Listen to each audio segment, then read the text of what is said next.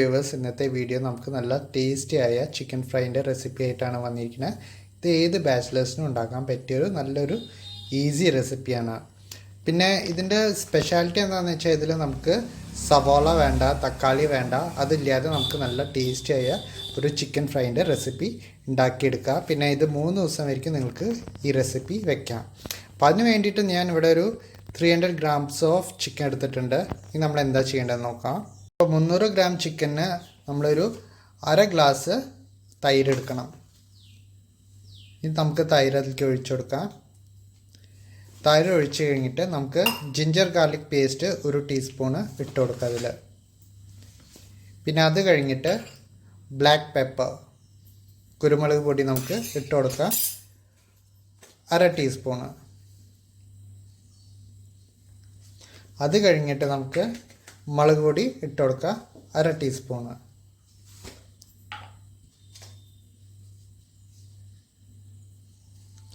അത് കഴിഞ്ഞിട്ട് നമുക്ക് ധനിയ പൗഡർ ഒരു 1/2 ടീസ്പൂണ് ഇട്ട് കൊടുക്കുക.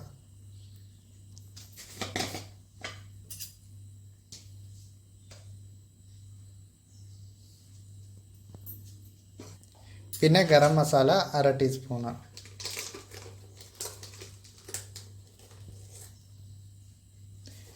പിന്നെ 1 ടീസ്പൂണ് ഉപ്പ്.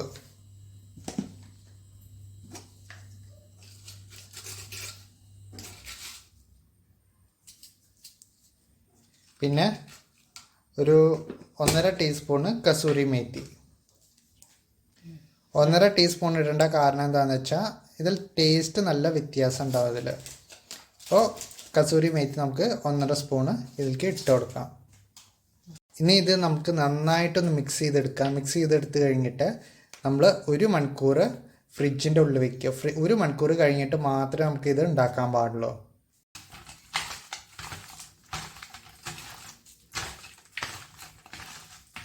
മഞ്ഞൾപ്പൊടി ഒരു 1/4 സ്പൂണ് ഇടാൻ മറന്നുപോയി. ഇനി അതും കൂടി ഇട്ടിട്ട് നമുക്ക് നന്നായിട്ടൊന്ന് മിക്സ് ചെയ്യാം.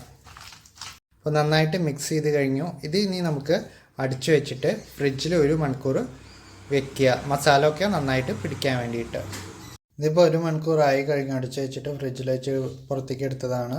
ഇനി നമുക്ക് എന്താ ചെയ്യേണ്ടതെന്ന് വെച്ചാൽ ഒരു പാൻ അടുപ്പത്ത് വയ്ക്കുക, ഒരു 2 സ്പൂണ് വെളിച്ചെണ്ണ ഒഴിച്ചു കൊടുക്കുക. എന്നിട്ട് എണ്ണ ഒന്ന് ചൂടാവട്ടെ.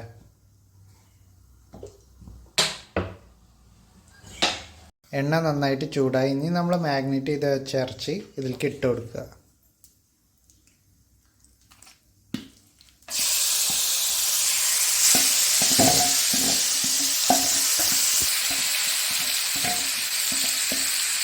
അപ്പോൾ ആ മസാലയൊക്കെ നമുക്കൊന്ന് ഇങ്ങനെ ഒഴിച്ചെടുക്കുക. അപ്പോൾ നന്നായിട്ടൊന്ന് നമ്മൾ മിക്സ് ചെയ്യുക.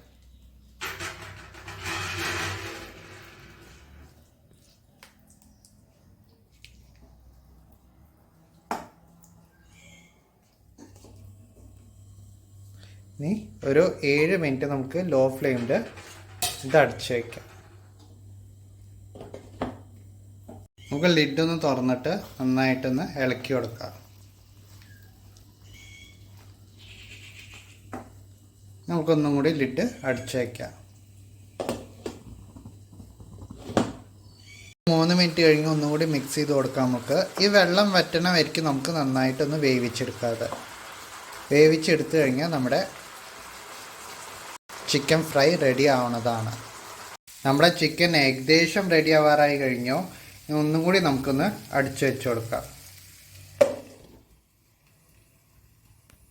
അപ്പോൾ നമ്മുടെ ചിക്കൻ ഫ്രൈ റെഡി ആയി കഴിഞ്ഞു. ഇതെല്ലാവരും ഒന്ന് ട്രൈ ചെയ്ത് നോക്കുക. ട്രൈ എന്തായാലും ചെയ്ത് നോക്കണം. ചെയ്ത് കഴിഞ്ഞിട്ട് നിങ്ങൾക്ക് ഇഷ്ടപ്പെടുകയാണെങ്കിൽ ഈ വീഡിയോ ഒന്ന് ലൈക്ക് ചെയ്യുക, ഷെയർ ചെയ്യുക, സബ്സ്ക്രൈബ് ചെയ്യുക. താങ്ക്